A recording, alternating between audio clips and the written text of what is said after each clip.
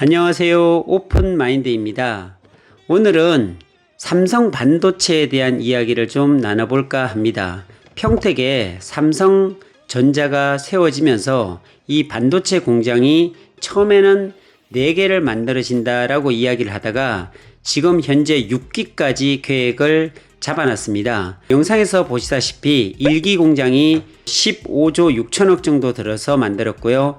두 번째 바로 그 뒤에 있는 공장은 훨씬 더 크게 만들어졌는데 약 30조 정도 투입을 해서 만들었습니다. 2015년 5월 달에 시작을 해서 2017년 1기 공장을 완성을 했고요. 그리고 이후에 지금까지 2기 공장을 다 완공을 했고 현재는 3기 공장까지 들어가 있습니다. 현재 토목공사를 하고 있는데요. 얼마 전에 또 발표를 했죠. 4기 공장을 넘어서 6기 공장을 바로 이 평택 삼성 반도체를 통해서 만들어진다라고 발표를 했고요. 현재 1기 공장에서는 D램을 만들고 있고요. 2기 공장에서는 EUV를 통한 시스템 반도체 그리고 플래시 메모리 D램을 2기 공장에서 함께 만들고 있습니다. 많은 사람들이 삼성 반도체에 대해서 궁금해 하는데 삼성 반도체에 대한 이야기를 오늘 잠깐 나눈다고 말씀드렸죠. 그럼 반도체는 무엇일까요? 이 반도체는요, 전기가 통하게 되는 것을 우리가 도체라 그러고 전기를 통하지 않는 것이 부도체입니다. 그래서 말 그대로 반도체입니다. 반은 도체고 반은 부도체다 라고 하면 맞을 것 같고요. 삼성 반도체에서 만드는 이 반도체의 재료는 뭐냐면 모래로 만들어집니다. 이 모래를 퍼다가 사업을 한다 라고 볼 수도 있습니다. 이 웨이프라는 자체가 모래로 만들어지고 모래는 규소고 규소는 또 실리콘이죠. 자, 이 웨이프를 통해서 이 반도체가 만들어지는 이 삼성 반도체가 요즘 굉장히 큰 이슈들을 만들어내고 있습니다. 삼성전자의 이재용 부회장이 선언한 반도체 비전 2030의 구체적인 성과가 계속적으로 현재 나오고 있습니다. 최근에는 미국의 1위 통신사 브라이전이라고 있습니다. 이 브라이전에 5세대 이동통신 장비를 공급하게 되었는데요. 이 규모가 5년간 공급하는데 약 8조 정도를 공급을 한다고 합니다. 단일 기업에 어마어마한 금액으로 납품을 하게 되겠죠. 자, 그리고 미국의 IBM 회사라고 들어보셨죠? 이 IBM 회사의 차세대 서버용 중앙 처리 장치 파워 10에 대한 위탁 생산도 수주를 했고요. 2월 달에는 퀄컴이라는 큰 회사가 있습니다. 여기도 반도체 회사거든요. 이 퀄컴의 차세대 5세대 이동통신 모뎀 칩 X60의 생산 계약을 체결하기도 하고 최근에는 엔비디아의 2조 원 규모의 그래픽 칩 RTX 3090을 수주하기도 했습니다. 그래서 주식에 대해서 관심 있는 분들도 삼성전자의 주식을 많이 지금 매수하는 그런 정보를 들을 수가 있고요.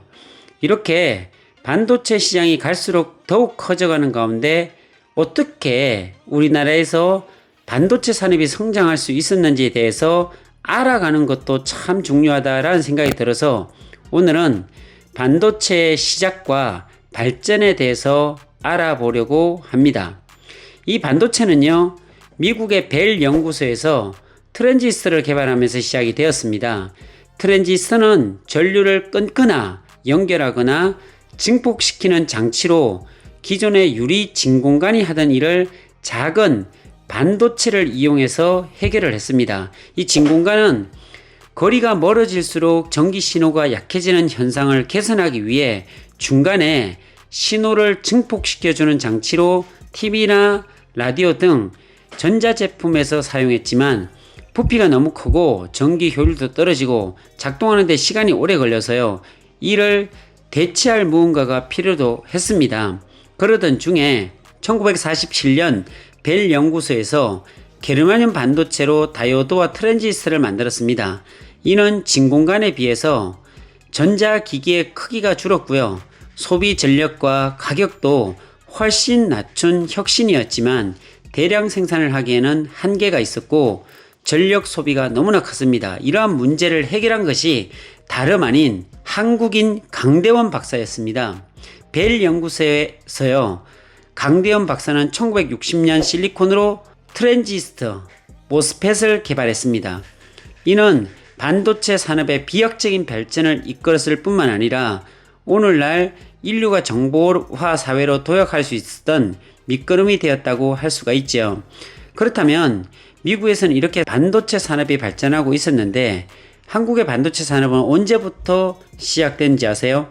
한국은 70년대까지 반도체를 접할 기회조차도 없었다고 합니다. 그러다가 1970년도에 한국 정부가 반도체 산업을 육성을 하기 시작했고 1974년 1월 달에 강기동 박사가 한국 반도체 벤처기업을 창업을 합니다. 강기동 박사는 반도체를 직접 설계하며 웨이퍼 가공 분야를 본격적으로 시작했고 모토로라에 취업을 해서 반도체 핵심 기술을 연구를 했습니다. 그리고 강기동 박사는 조국인 대한민국을 위해 발전을 기여해야겠다는 생각으로 한국 반도체를 창업했고 국내 최초로 웨이퍼부터 패키징까지 모든 공정을 할 수 있는 기업을 만들게 됩니다.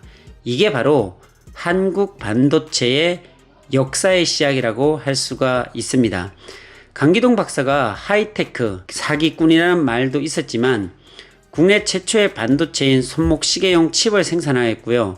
TV와 오디오에 사용되어지는 트랜지스터를 개발해서 반도체 부품의 국산화를 성공을 시켰습니다. 이렇게 승승장구를 할 것 같았던 한국 반도체에도 위기가 찾아왔습니다.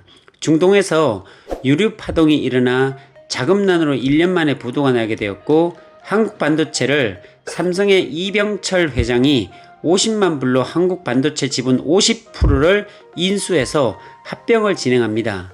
이후에 강기동 박사와 삼성과의 갈등이 심화되었고 강기동 박사는 나머지 지분을 매각하고 미국으로 돌아가게 됩니다. 결국 삼성은 1978년 한국 반도체를 삼성 반도체로 변경을 하였습니다. 이것이 바로 삼성 반도체의 시작이 되었습니다. 이렇게 우리나라의 반도체 사업이 시작된 후에 삼성뿐만이 아니라 LG와 현대에도 반도체 사업에 뛰어들었는데요. 1979년 LG는 대한반도체를 인수해서 금성반도체를 설립했고 현대는 1983년 현대전자를 설립합니다. 이는 지금 SK하이닉스가 되었습니다.